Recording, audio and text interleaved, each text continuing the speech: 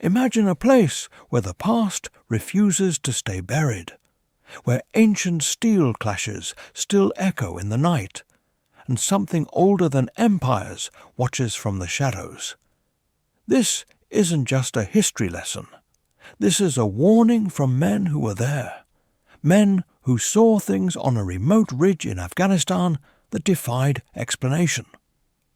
In September 1260, near a spring called Ain Jalut in the Jezreel Valley, today's northern Israel, the Mamluk Sultanate of Egypt faced the unstoppable Mongol Empire. The Mongols had sacked Baghdad in 1258, slaughtered hundreds of thousands, and rolled through Syria like a plague.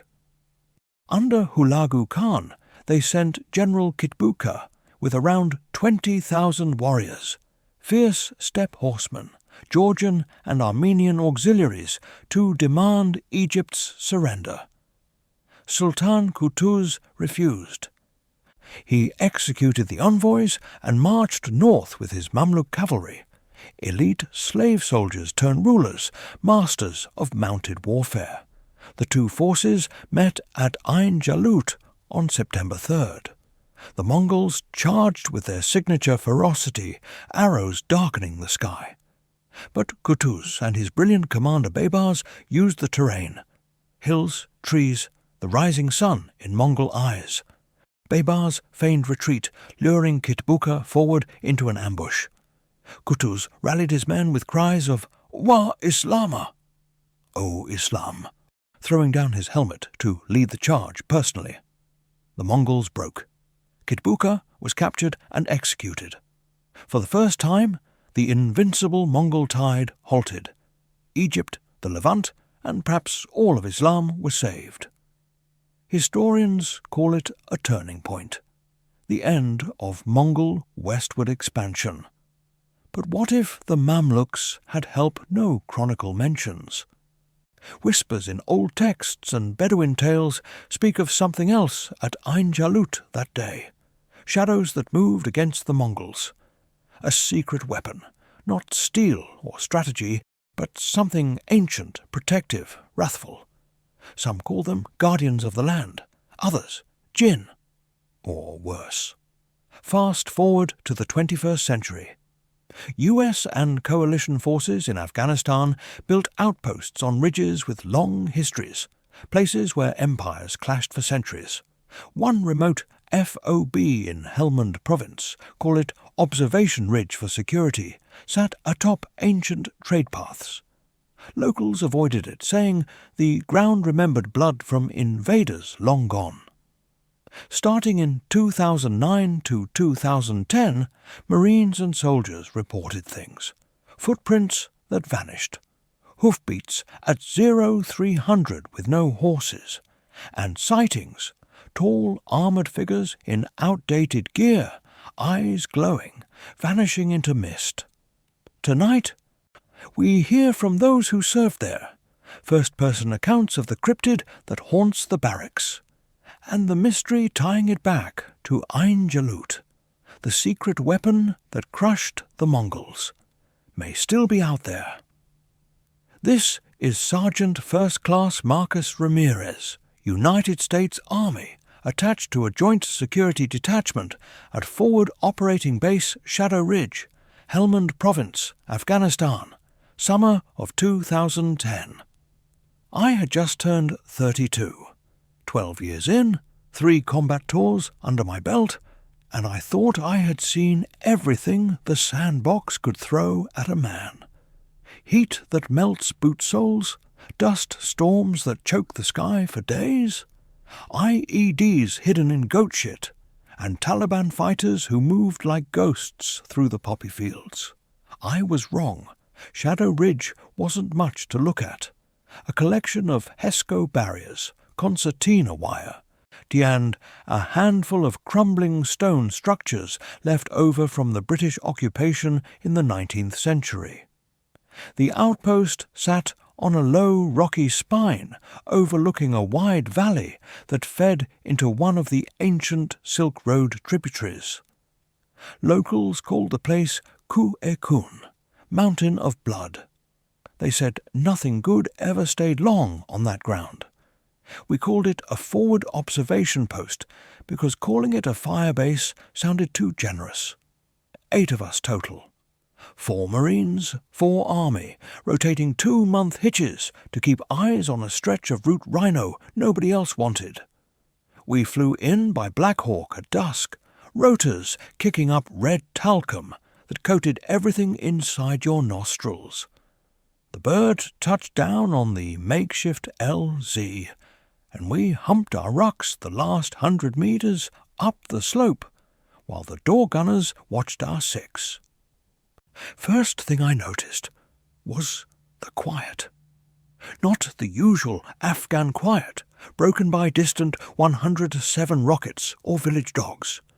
This was heavy, deliberate silence, like the mountain itself was holding its breath.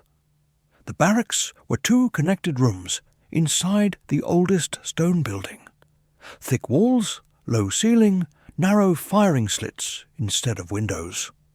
Cots lined the walls, M4s racked beside them. A single diesel generator humming outside like an asthmatic tractor. We dropped gear, did quick battle rattle checks, and started the routine. Perimeter walk, radio checks, sentry rotations. Nothing out of the ordinary. Yet. Around 0 to 100, the first night I pulled watch with Lance Corporal Daniel Hayes, a skinny kid from Mobile, Alabama, on his first overseas deployment. We sat in the northwest bunker, NVGs down, scanning the ridgeline to our front. Moon was a thin crescent, just enough light to silver the rocks. No wind, no insects, just the low drone of the generator and the occasional pop of cooling metal. Then it started. At first I thought it was distant artillery, deep, rhythmic thumping rolling in from the east. But the rhythm was wrong. Not the flat crack of outgoing 155s. This was sharper, faster, layered, clip-clop, clip-clop. Hundreds of hooves pounding dry earth, growing louder with every second. I keyed the radio. Shadow Main, this is Ridge 1. We have what sounds like possible mounted movement, north-northeast, approximately 1 click out. Over. Static.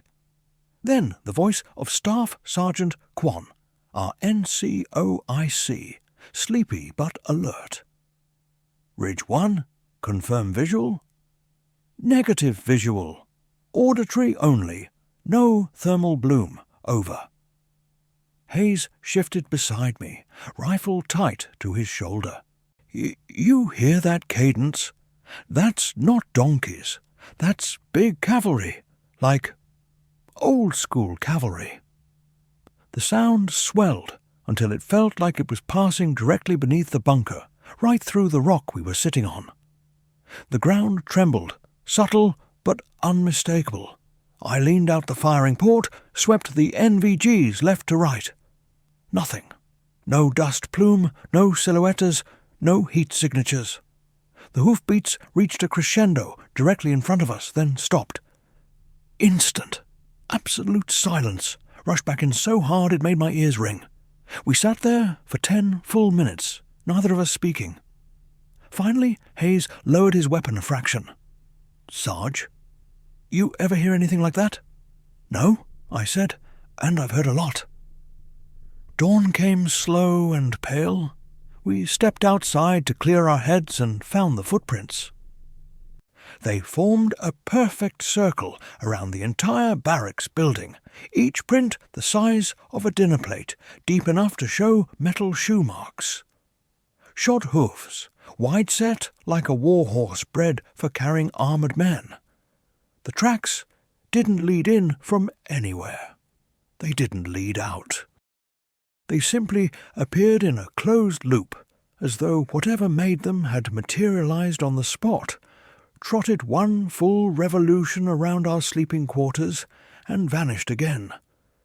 We photographed them with a digital camera, measured them, even took soil samples like we were CSI instead of grunts in a war zone. Quan sent the pictures up to battalion with a sitrep that read, unexplained equine tracks, possible enemy psyop or mounted recon, Battalion replied with a single line. Get some rest, heat mirage and fatigue out. We didn't sleep much that day. That night the hoofbeats returned. Same time, same direction, same bone-deep volume. But this time, something else happened. Private First Class Anthony Ellis was alone in the south bunker on quick reaction force standby. Around 0315, he hit the panic button on the radio. His voice came out high and shaking. Ridge elements, this is Ellis. I have eyes on something. Northeast ridgeline. Tall figure. Standing. Over. I grabbed my rifle and sprinted across the gravel with Hayes right behind me.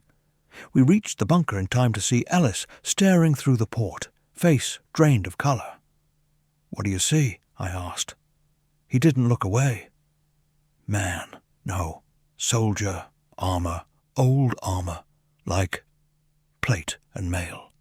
Helmet with a nasal guard. He's holding a lance, just standing there, watching us. I took the spot beside him and raised my own NVGs. The ridgeline was empty, stars sharp overhead. Nothing moved. He was there, Ellis insisted. 7 feet tall, maybe more. Eyes, they caught the moonlight, like burning coal. He looked straight at me, Sergeant. Then he pointed east toward the valley, and he was gone. Just gone. We swept the area with lights and thermals. Nothing. No boot prints, no disturbed rock, no sign anyone had been there. But Ellis kept staring at the same spot long after we told him to stand down. Back in the barracks, the rest of the team gathered around the laptop, pulling up grainy reference photos from history sites. Lamellar armour, curved scimitars, spiked helmets, Mamluk cavalry, circa 1260. The same gear worn by the soldiers who stopped the Mongols at Ain Jalut. None of us said it out loud, but we were all thinking the same thing. Whatever had circled our barracks the night before wasn't Taliban. It wasn't local militia on horseback pulling a prank. And it sure as hell wasn't heat mirage. Something ancient had come back to the ridge, and it was watching us. This is Corporal Elijah Jenkins, United States Marine Corps. Same detachment, same ridge, same summer of 2010. I arrived a week after Sergeant Ramirez and the initial team, fresh off a rotation in Helmand's Green Zone, where the biggest threats were ambushes in the tree lines and kids throwing rocks at our MRAPs. Shadow Ridge felt different the moment my boots hit the gravel. The air was thinner, sharper, like the mountain had already decided it didn't want us there. My first full day was spent improving positions, reinforcing sandbags, clearing fields of fire, de-stringing more wire along the eastern approach where the slope was gentlest. Routine grunt work under a sun that felt personal. By evening chow, chicken a la king from a brown pouch, we were all swapping the usual deployment stories. Ramirez mentioned the hoofprints. Most of us laughed it off as a local herder screwing with the new guys. Ellis didn't laugh. He just stared at his food like it had personally offended him. That night I pulled patrol with Lance Corporal Hayes and Private First Class Torres. Standard foot patrol. Down the ridgeline trail about 400 metres. Check the wadi cut for fresh tracks or trash, then loop back. We moved in file, weapons at low ready, NVGs flipped up because the moon was fat and bright enough to cast long shadows. The temperature had dropped fast. Our breath fogged in little clouds. Halfway down the slope, Hayes froze mid-step and raised a closed fist. We dropped to a knee. He pointed upslope toward the crest line above our barracks. There, silhouetted against the stars, stood a figure. Tall, too tall for a normal man. 7 feet, maybe 8. Broad shoulders squared under what looked like layered armor plates, catching moonlight in dull gleams. A helmet with a long nasal bar. In its right hand, a lance tipped with something that flashed once, like polished steel. It wasn't moving, just standing, watching. "Contact," Hayes whispered into the radio. "Ridgeline, 12 o'clock high, single packs, armored, over." Ramirez's voice came back calm but tight. "Confirm, Heatsig?" I swung my PEQ-15 laser and thermals onto the figure. The screen showed ambient rock temperatures and the faint warmth of our own bodies. The thing on the crest registered 0. No thermal return at all. Cold as the stone it stood on. "Negative heat," I reported. "It's not giving off anything." Torres shifted beside me. "That's not possible." The figure raised its lance slowly, deliberately, until the point aimed straight at our position. Then it moved. Not a walk, a charge. Full gallop, knees high, body leaning forward like a horseman without the horse. The motion was impossibly fluid, too fast for a man in armor that heavy. Dust didn't kick up under invisible hooves. No sound except a low, rushing wind that hadn't existed a second earlier. We opened fire. 3 controlled bursts from each of us.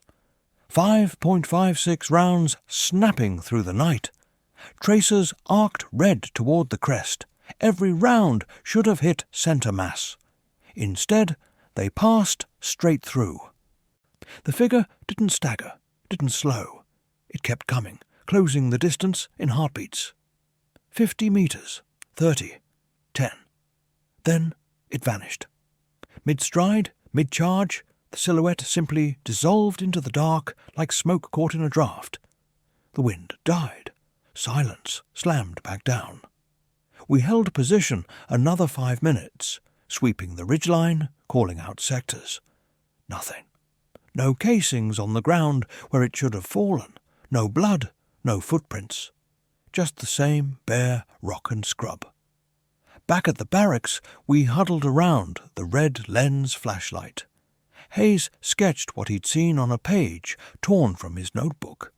Tall helm, lamella cuirass overlapping like fish scales, curved sword at the hip, lance in the right hand. The sketch looked pulled straight from a museum display on medieval Islamic warfare. "Mamluk," Ramirez said, quietly, after staring at the drawing for a long minute. 13th century, heavy cavalry. Same gear the Sultan Qutuz's boys wore when they smashed the Mongols at Ain Jalut. Torres rubbed his face. "So what? We're getting haunted by ghost nights now?" Nobody answered. The hoofbeats came again around 0300, same rhythm, same direction. This time they didn't circle the barracks. They thundered straight up the ridgeline toward where the figure had stood, then faded into the east like an army riding away after a victory. Inside the stone walls, the generator flickered once, throwing our shadows long and jagged across the bunks. When the lights steadied, we noticed something new carved into the lintel above the doorway. Shallow scratches that hadn't been there at dusk. Arabic script, old style, angular. None of us could read it, but we photographed it anyway. Later, when we had downlink time, Ramirez pulled up a translation app and fed it the image. The result came back simple and cold. The faithful remember. The horde falls. We didn't sleep much after that. The next patrol, 2 nights later, I saw it again. This time alone on the eastern wire checking for tripwire tampering. The moon had set, NVGs down, world washed green. Movement caught my peripheral. A flicker at the far end of the perimeter, near the old stone foundation that marked the original British redoubt. I swung the rifle. there it was, closer now, 20 meters. Same towering height, same armor, same burning coal eyes locked on me through the darkness. No lance this time, just an open hand, palm out, fingers spread in what might have been a stop gesture, or a warning. It spoke. The voice wasn't loud. It was inside my head and outside at the same time, deep, accented, carrying the weight of centuries. You walk on ground that has already drunk its fill of invaders. The Mongols came. They broke. You will not awaken what still sleeps. I couldn't move, couldn't breathe. My finger rested on the trigger, but felt like it belonged to someone else. The figure lowered its hand, turned, walked, slowly this time, toward the ridgeline. Each step rang like metal on stone, even though the ground was dirt and rock. When it reached the crest, it paused, looked back once, then stepped off the edge into nothing. Gone. I stood there until my legs cramped, then double-timed it back to the barracks. The others were already up. The hoofbeats had woken them too. I told them what I'd heard, word for word. Ramirez didn't question it. He just nodded once and said, "Whatever that thing is, it's not attacking us. Not yet. But it wants us gone." From that night on, the sightings became regular. Always at distance, always watching, always in the same Mamluk gear, and every time the same message lingered in the air long after the figure disappeared. Leave this place. The mountain remembered Ain Jalut, and it was making sure we remembered too. This is Lance Corporal Daniel Hayes, USMC. By the 4th week on Shadow Ridge, I had stopped trying to convince myself the sightings were stress, dehydration, or some clever Taliban psychological operation. We all had. The thing, whatever it was, had become part of the nightly rhythm, like the call to prayer drifting up from the valley or the generator coughing every time the fuel level dipped too low. It showed up. It watched. It left. We stayed inside the wire and pretended we weren't counting the days until the bird came back to pull us out. The night everything changed started ordinary enough. Around 2200, the generator threw a rod, loud metallic snap, then silence and darkness. We cursed, grabbed chemlights, and started troubleshooting by the green glow. Quan and Torres were outside wrestling with the fuel line, while the rest of us stayed in the main barracks room, weapons close, doors barred. Standard blackout procedure, minimize light signature, maintain security. I was sitting on my cot, cleaning my M4 when the temperature dropped. Not the normal Afghan night chill. This was sudden, like someone opened a freezer door in the room. My breath fogged instantly. The chemlight in my hand flickered, even though it's supposed to be chemical, not electric. Then the footsteps. Heavy, deliberate. Metal-shod boots on stone, coming from the far end of the barracks. The wall we used as a backstop because it was solid rock. No door there, no window, just 15 inches of limestone and whatever ghosts the British left behind in 1880. The steps paused outside the wall, then resumed, inside the room. I looked up. Everyone else did too. Ramirez was already on his feet, rifle at low, ready. Ellis backed against the opposite wall, eyes wide. The chemlight threw long shadows that didn't match anything in the room. It appeared between two cots, 7.5 feet tall, easy. Lamella armor, small overlapping iron and leather plates, gleamed dull red in the chem glow. Spiked helmet with a nasal guard that left only the eyes and mouth visible. Those eyes burned low amber, like coals banked under ash. A curved scimitar hung at its left hip. A composite bow was slung across its back. No shield, no banner. Just presence. It didn't speak at first. It simply stood there, filling the space, making the room feel smaller than it already was. Ramirez broke the silence. Voice steady. The way you talk when you're trying not to show your hands are shaking. Who are you? The head tilted slightly, as though considering the question. When it answered, the voice came from everywhere and nowhere, deep, resonant, carrying an old accent that sounded like sand grinding against steel. I am what remains when empires pass. I am the memory of Ain Jalut. None of us moved. We'd all heard the name by then. We'd looked it up on the intermittent satellite link. September the 3rd, 1260.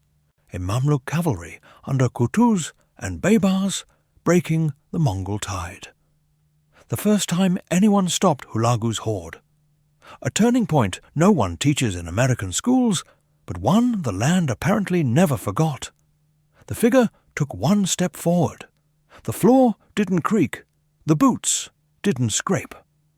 Yet we all felt the weight of it. You tread upon ground that has tasted conquerors and spat out their bones. The Mongols rode here once, far from their step, chasing shadow victories. They were broken. Their general's head decorated a pike. The faithful stood. The land stood with them. It raised a gauntleted hand and pointed east towards the dark valley beyond our ridgeline. The spring remembers Goliath. The guardian remembers the charge at dawn. You are not the first strangers to camp here. You will not be the last to be warned. Ellis found his voice, barely a whisper. What do you want?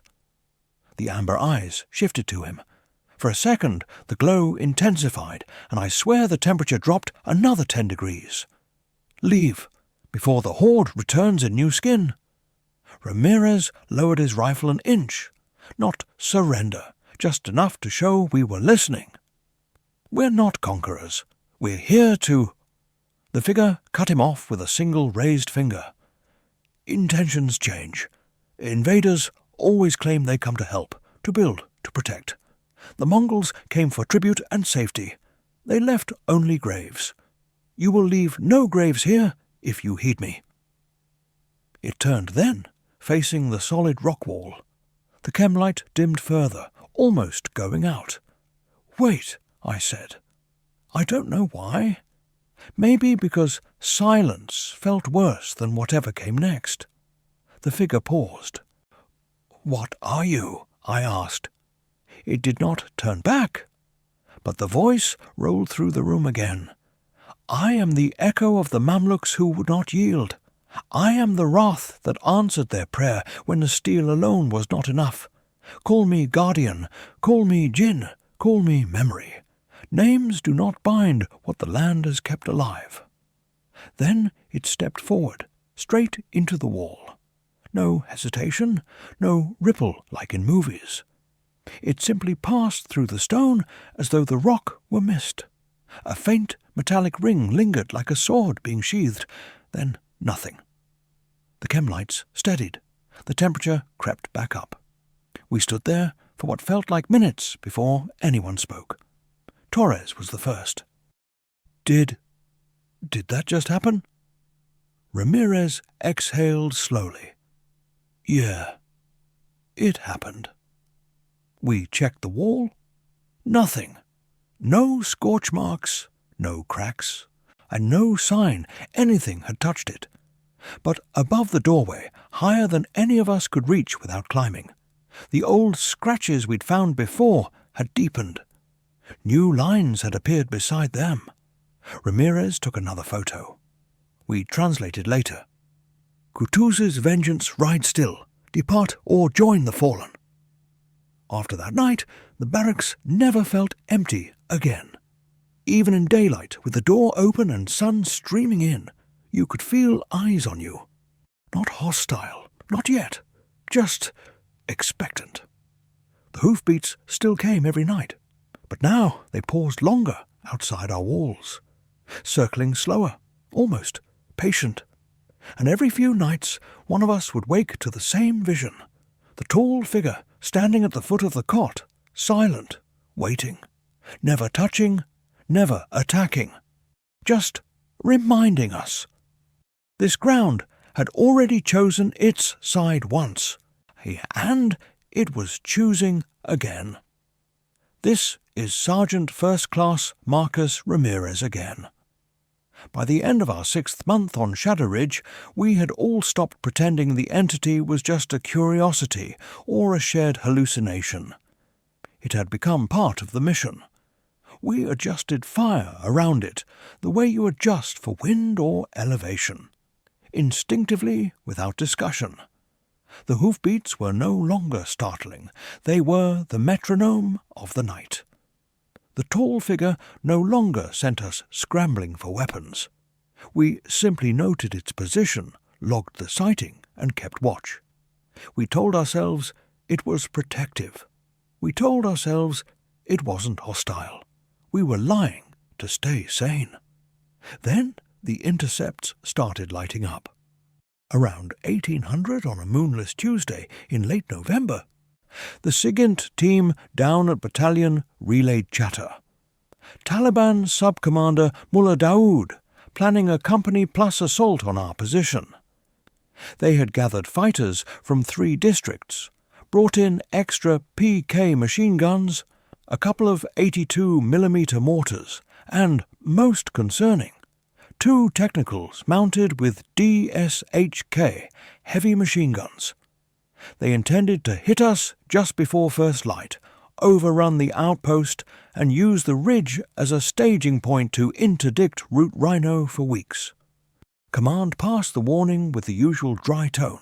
Prepare defensive positions. Expect contact within 12 hours.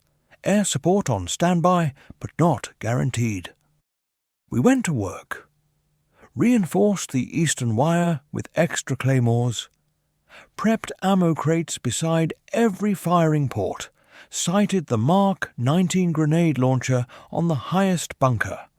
Dug hasty fighting positions behind the HESCO barriers.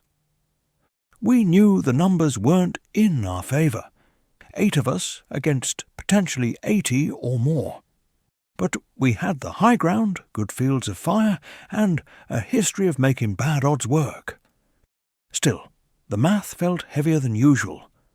Around 0230, the hoofbeats began earlier than normal. Not the steady trot we had grown accustomed to.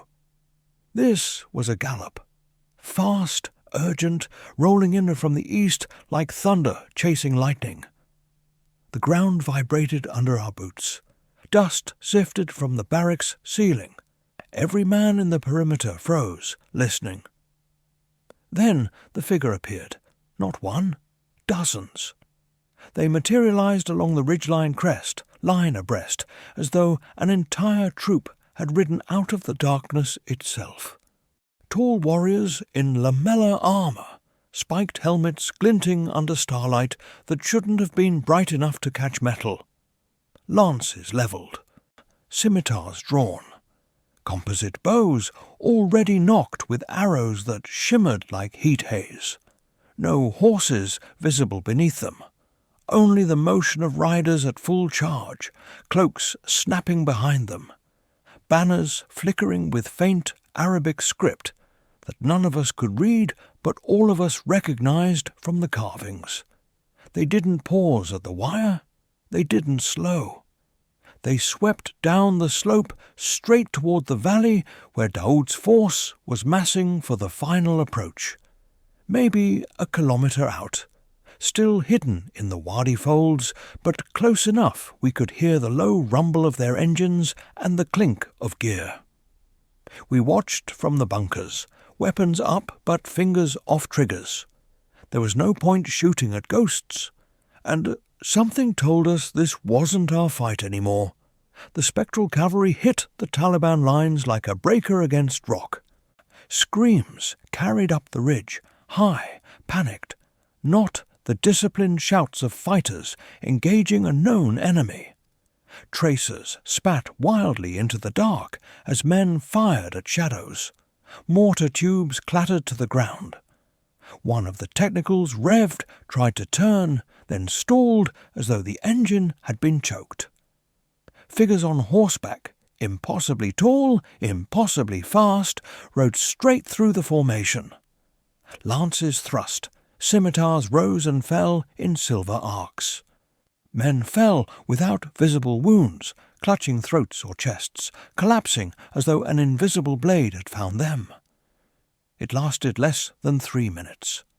The Taliban broke. Not retreated. Broke. Survivors sprinted in every direction, abandoning weapons, vehicles, wounded comrades. The technicals were left idling, doors open. Mortar rounds lay scattered like spilled toys. But within moments the valley floor was empty, except for the echoes and the dust still settling. The spectral riders did not pursue far. They wheeled at the wadi's edge, reformed into a perfect line, and trotted back up the slope toward our position. Hooves rang on rock, real sounding now, not the hollow echo we had heard for months. As they neared the perimeter, the troop thinned. One by one the figures faded until only the original warrior, the tallest, the one who had spoken to us, remained. He reined up, though no reins were visible, directly in front of the main gate, maybe 15 meters from where I stood behind the sandbags. The amber eyes fixed on me. The rest of the team had rifles trained, but no one fired. He raised his lance once, slowly, deliberately, pointing not at us, but past us, toward the east where the Taliban had fled. "The horde comes in new banners," the voice rolled out, deep and unhurried. "It is broken again tonight, but the land tires of strangers who bring war to its bones." He lowered the lance until the tip hovered level with my chest, not threatening, measuring. "You are not Mongols, yet you carry steel across ground that has bled enough. Depart before the next dawn brings what even I cannot turn away." I swallowed once. My mouth was dry as the valley floor. "We're trying to leave," I said. "Rotations in 3 weeks. We don't want this fight any more than you do." The figure regarded me for a long moment. Then the lance dipped. Almost a salute. 3 weeks, it repeated. "The land will remember." It turned its mount, or the illusion of one, and rode back toward the ridgeline. Halfway up the slope, it simply dissolved into mist that drifted east on a wind we couldn't feel. Silence returned. Real silence. No hoofbeats, no whispers, no cold spots in the barracks. We stayed at 100% alert until sunrise. No follow-on attack came. When the first light hit the valley, we sent a patrol down, cautious, weapons hot. They found the Taliban gear exactly where it had been dropped: rifles, RPGs, ammo cans, even personal effects. No bodies, no blood. Just equipment lying in the dirt, like the men had evaporated mid-flight. We photographed everything, tagged it for EOD, and waited for the recovery team. Battalion called it a catastrophic enemy failure of nerve. We didn't correct them. That afternoon, while the rest of the team inventoried the captured gear, I walked the ridgeline alone. At the crest, exactly where the troop had first appeared, I found something new pressed into the soft dirt between 2 rocks. A single hoofprint. Fresh. Deep. Shod exactly like the others. But this one held a small flat stone inside it. Smooth, dark, etched with the same angular Arabic we'd seen on the barracks lintel. I picked it up.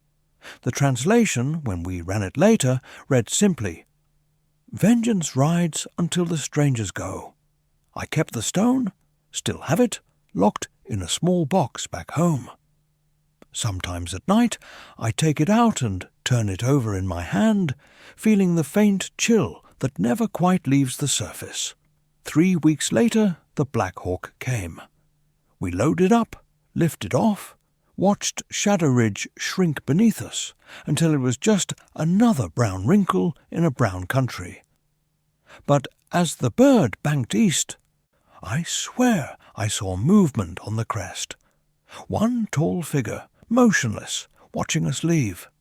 It didn't wave, it didn't pursue, it simply waited for the next ones who would come.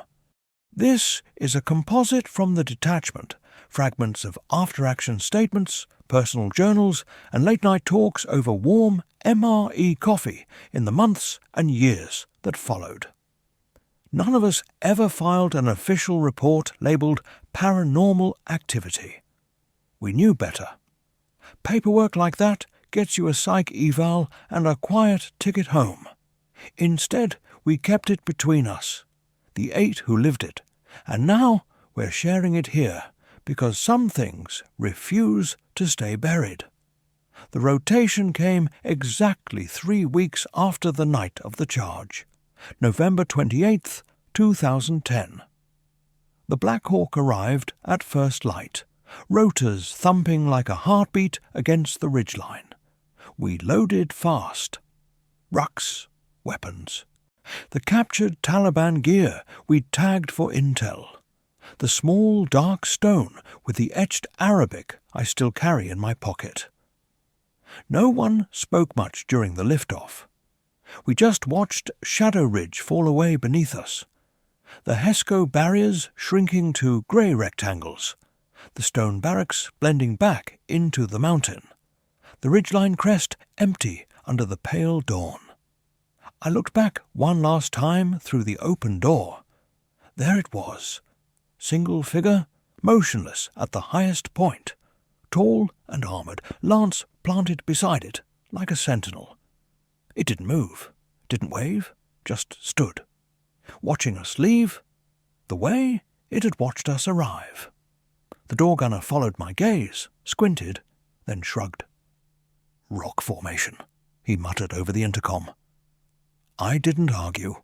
We landed at FOB Dwyer, processed out, caught a C-130 to Bagram, then a Freedom Bird home. A normal rotation, normal war stories, except the normal part never quite stuck. The dreams started on the plane ride out of theatre. Torres woke sweating, whispering about hoofbeats in the cargo hold. Hayes saw the amber eyes reflected in the aircraft windows. Ellis kept hearing the voice, calm, ancient, repeating the same phrase, "The land will remember." I dreamed of the charge again, but this time the spectral riders weren't facing the Taliban. They were riding straight at us, lances lowered, banners snapping. I woke just before the points reached my chest. Stateside didn't stop it. Ramirez here, back at Fort Campbell, I kept the stone on my nightstand. One night around 0300, I woke to the sound of metal on concrete. Slow, deliberate footsteps pacing the hallway outside my apartment door. I checked. Nothing. But the hallway light flickered the way our barracks chem lights had. The next morning, the stone was warm, as though it had been held in a fist. Jenkins. I deployed again in 2012, different AO.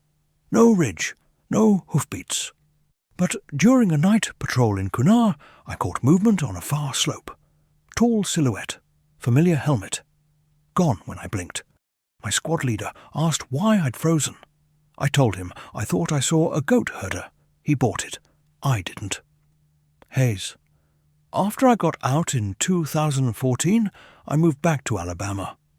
Quiet life, construction work. One storm night, the power went out. In the dark, I heard it, distant at first, then closer. Clip-clop on wet asphalt outside my trailer. I opened the blinds. Nothing on the road. But the street light caught a flicker. Tall shape across the street, standing under the oak tree, eyes glowing low. It raised a hand, palm out, then vanished when lightning flashed. The hoofbeats faded with the thunder. Ellis, I stayed in. Made Staff Sergeant. Third tour, Syria 2018. Different war, different ghosts. But one night in an abandoned compound near Raqqa, I found carvings on a wall. Old Arabic. Same script. The faithful remember. The horde falls. I took a picture. Sent it to the group chat we still keep. No one replied for 3 days. When we did, we all admitted the same thing. We still hear it sometimes. Not every night. Not loud. Just enough to remind us the ridge wasn't a one-off. Quan, retired now, lives in California. He keeps a small wooden box with soil he scraped from one of the hoof prints before we left. Says on quiet nights he sets it on the window sill. Sometimes the box rattles. Just a little. Like something inside wants out. We've compared notes over the years. No two accounts match perfectly. Memory warps, time blurs details. But the core stays the same. The figure was Mamluk in appearance, 13th century style. It spoke of Ain Jalut, of Kutuz, of a guardian that answered when men could not stand alone. It never attacked us. It warned. It protected. Then it waited for us to leave. And after we left, pieces of it followed. The ridge is still there. Satellite imagery shows the outpost long abandoned. Hesco barriers collapsed, stone barracks crumbling back into the mountain. Locals avoid the spot more than ever. They tell newcomers the mountain of blood now has new stories. Foreign soldiers who came, fought shadows, and left without graves. Some say on certain nights you can still hear hooves circling the old perimeter. We don't know what it was. A jinn bound to the land? A psychic imprint of the Mamluk victory, replaying across centuries whenever invaders draw near? A cryptid born from collective trauma. Ours, theirs, the Mongols, everyone who bled on those ancient roots? Or something older, something the chronicles never dared name. All we know is what we lived. The secret weapon that crushed the Mongols at Ain Jalut in 1260 didn't vanish when Kitbuka's head rolled. It waited. It watched. And when new strangers brought new steel to ground that had already chosen its side, it rose again. We left. Most of us are still leaving, in our sleep, in quiet moments, in the sound of distant thunder that isn't thunder. If you ever find yourself on a ridge in Helmand province, near the old Silk Road paths, and you hear hooves in the night, don't wait to see who rides them. Just go. The land remembers. And it doesn't always warn twice. These stories from Shadow Ridge aren't the kind you tell at the VFW bar over cold beers. They're the kind you share in low voices at 2 a.m. when the house is quiet and the only sound is your own breathing. 8 men went up that mountain in 2010. 8 men came down, but none of us came down unchanged. I still don't know what to call it. Was it a jinn? One of the unseen ones mentioned in the Quran, bound to a place and awakened by bloodshed? Was it a collective manifestation, some kind of psychic scar tissue left by the Mamluks' desperate charge at Ain Jalut, echoing across 7 centuries and half a world, because history doesn't always respect geography? Or was it simply the land itself, tired, angry, protective, finding a shape we could understand, tall, armoured, relentless, the way the faithful must have looked when they finally turned and said, "No more"? The facts of 1260 are not in dispute. Sultan Qutuz and Baybars did what no one else could. They stopped Hulagu Khan's unstoppable machine. They used terrain, timing, faith, and ferocious cavalry to shatter an empire that had never known defeat in the West. The chronicles record steel and strategy. They do not record shadows that moved against the Mongols, lances that struck without riders, or a presence that made horses rear and men flee before the first arrow flew. Those parts stayed oral, Bedouin whispers. Mamluk veterans' tales told only after too much arak. And yet, here we are, 6 centuries later, on a different ridge, hearing the same hoofbeats. Coincidence? Combat fatigue? Mass suggestion? Maybe. But 8 men don't share the exact same impossible details for months without something real pressing against the veil. What lingers most is the message. Not hostility, not malice. Warning, protection, for the ground, for the memory, for whatever still sleeps beneath it. It never asked us to fight for it. It never asked us to die for it. It asked us to leave. We did, and still it follows. In dreams, in quiet nights, in the faint metallic ring that sometimes wakes you when nothing else should. The stone I kept from the crest still sits in a drawer, cold most days, warm on others. I don't check it often anymore. Some things you learn to live beside rather than confront. So here's what I want to ask you, the ones listening in the dark. Have you ever been somewhere, deployment, stateside, anywhere, and felt the air change? Heard something that didn't belong? Seen a shape that vanished when you looked straight at it? Have you carried pieces of old ground home with you? Soil in your boots? Dust in your lungs? Memories that won't stay filed? Have any of you, in your own wars or your own quiet battles, met something that seemed older than the fight you were in? Drop it in the comments. No judgment, no need for proof, just the truth as you lived it. Because if Shadow Ridge taught us anything, it's that some victories don't end on the battlefield. They echo, they wait. And sometimes they ride out again when the next strangers arrive. If these accounts unsettle you, hit that like button. Share the video. Subscribe if you want more wartime stories that don't always stay in the history books. Turn on notifications. We've got more ridges, more nights, more things that watch from the dark. Until next time, stay vigilant. Listen to the quiet places. And if you ever hear hooves where there shouldn't be any, don't wait to see who's riding. Just move. The land remembers, and it doesn't always ask twice.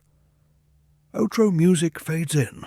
Low wind, distant hoofbeats that slowly dissolve into silence. This is Staff Sergeant Anthony Ellis, United States Army. I was the youngest on the Shadow Ridge detachment. 23 when we arrived, 24 when we left. I've carried what happened there longer and heavier than most. The others have families, careers, new deployments. I stayed single, stayed in, kept re-enlisting like I was trying to outrun something. Or maybe like I was trying to go back and finish the conversation we never really ended. In 2023, I got orders to return to Helmand. Not the same valley, but close enough. A different FOB, different mission, advising Afghan National Army remnants before the final pullout. I didn't volunteer. I just didn't say no when they asked who wanted the slot.